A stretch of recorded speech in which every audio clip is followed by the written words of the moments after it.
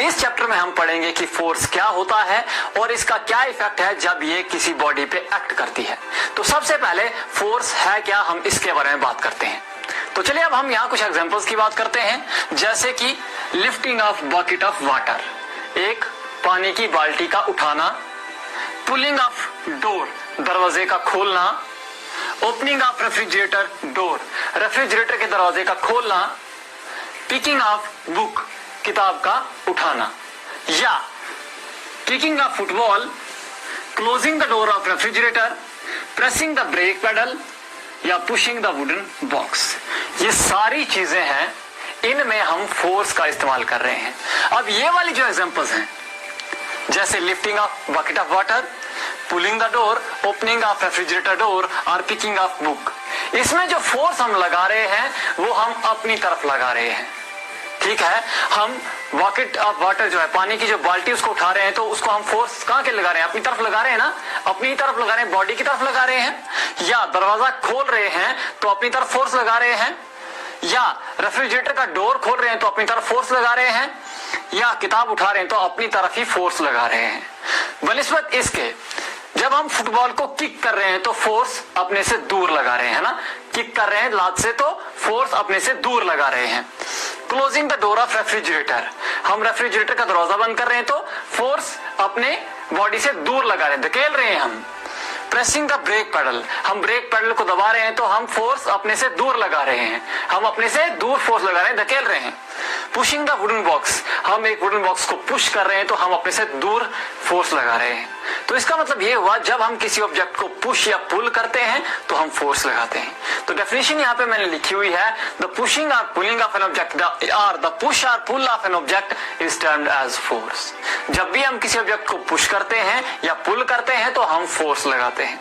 अब direction of force क्या है, जिस डायरेक्शन में ऑब्जेक्ट पुश या पुल हो रहा है वही होती है डायरेक्शन ऑफ फोर्स। अगर ऑब्जेक्ट हमारी तरफ आ रहा है तो फोर्स की डायरेक्शन भी हमारी तरफ है, ऑब्जेक्ट हमसे दूर जा रहा है तो हमारी फोर्स की डायरेक्शन भी उस तरफ है, हमारे हमसे दूर की तरफ है। ठीक है, अब पुश या पुल क्या चीज है ये भी आपको पता होना चाहिए। When we apply force away from us, it is termed as push. जब हम फोर्स लगाते हैं अपने से दूर, यानी धकेलते हैं हम चीज को, उसको हम कहते हैं पुश। और उसके बनिस्बत जब हम फोर्स अपनी तरफ लगाते हैं, खींचते हैं हम किसी चीज को, उसको हम कहते हैं पुल। जितनी भी चीजें हैं, जैसे बहुत सारे हमारे एक्शंस हैं, जैसे कि pushing, pulling, kicking, shutting, opening, picking, lifting, hitting, stretching, twisting, squeezing, ये सारी चीजें जो हैं हम फोर्स की हेल्प से करते हैं। इन सभी एक्शंस में फोर्स का इस्तेमाल होता है। अब आपका दूसरा जो सब टॉपिक है वो है force is due to an interaction. मतलब क्या हुआ कि दो ऑब्जेक्ट्स ऐसे एक्ट कर रहे हैं कि उन दोनों का एक दूसरे पर इफेक्ट हो रहा है, उसी को हम कहते हैं इंटरेक्शन। अब चलिए हम जरा इस चीज को बहुत सारे एग्जांपल्स, 2-3-4 एग्जांपल्स से समझते हैं। देखिए आपके पास ये पहली फिगर दी हुई है, इसमें एक कार है और साथ में एक आदमी खड़ा हुआ है। ये आदमी कार से दूर खड़ा हुआ है और ना ही इस आदमी और इस कार के बीच में कोई इंटरेक्शन है।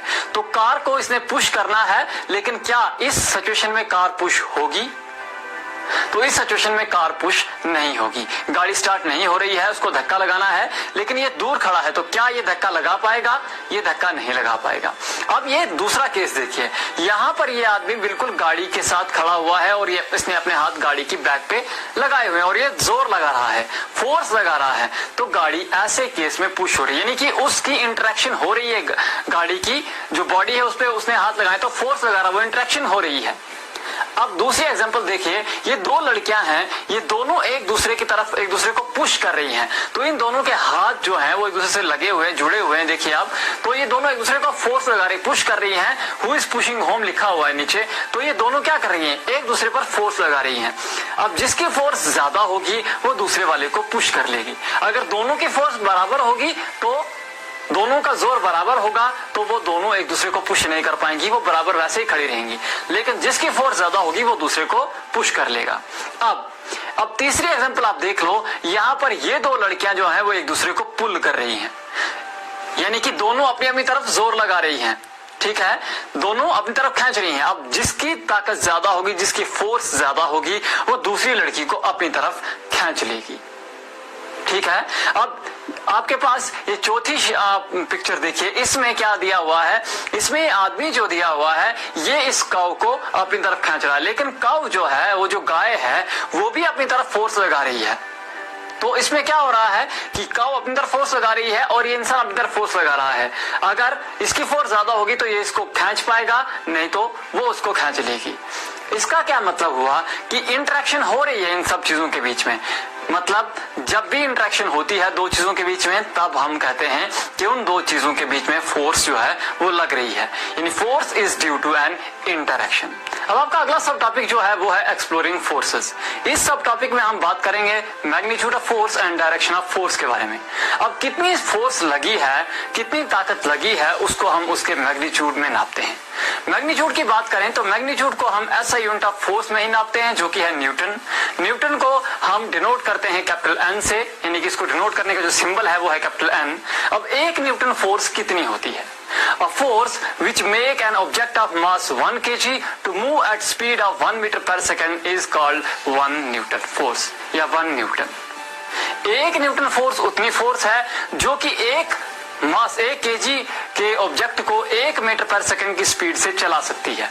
उतनी फोर्स को हम कहते हैं एक न्यूटन फोर्स। अब मैग्नीट्यूड के साथ साथ फोर्स की डायरेक्शन को स्पेसिफाई करना भी जरूरी होता है। क्यों? क्योंकि ये डायरेक्टली रिस्पॉन्सिबल होता है। मैग्नीट्यूड और direction of force directly responsible होता है जो इफेक्ट प्रोड्यूस करती है फोर्स उसके लिए।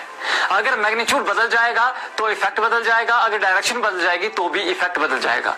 चलिए हम थोड़ी सी एग्जांपल से ये चीज समझते हैं। यहाँ पर ये वुडन बॉक्स है और दो फोर्सेस पे एक्ट कर रही हैं इन सेम डायरेक्शन, तो जो इफेक्ट होगा फोर्स का वो इस पर, ये दोनों फोर्सेस जो हैं वो ऐड हो जाएंगी और ज्यादा फोर्स इस पर लगेगी। दूसरे केस में हमारे पास ये वुडन बॉक्स है और दो फोर्सेस अपोजिट डायरेक्शन में एक्ट कर रही हैं।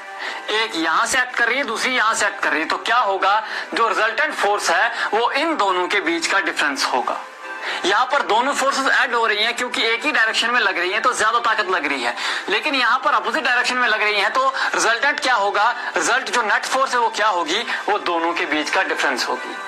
यहाँ पर ये गेम है टग ऑफ वार कि मैंने यहाँ पे एरो से सिंबल स्पेसिफाई इसको किया है, आपके बुक में इसकी पिक्चर दी हुई है। टग ऑफ वार में दो टीम्स रहती हैं, दोनों टीम्स अपनी अपनी तरफ फोर्स लगाती हैं, ये इस तरफ लगा रहे हैं, ये इस तरफ लगा रहे हैं। तो नेट जो रिजल्टेंट फोर्स है वो क्या होगी, अगर दोनों की फोर्स बराबर है तो रिजल्टेंट फोर्स जो है वो 0 होगी। अगर जिसकी फोर्स ज्यादा है वो दूसरी वाली टीम को अपनी तरफ खींच लेगी। तो यहां से हम तीन चीजें कंक्लूड करते हैं।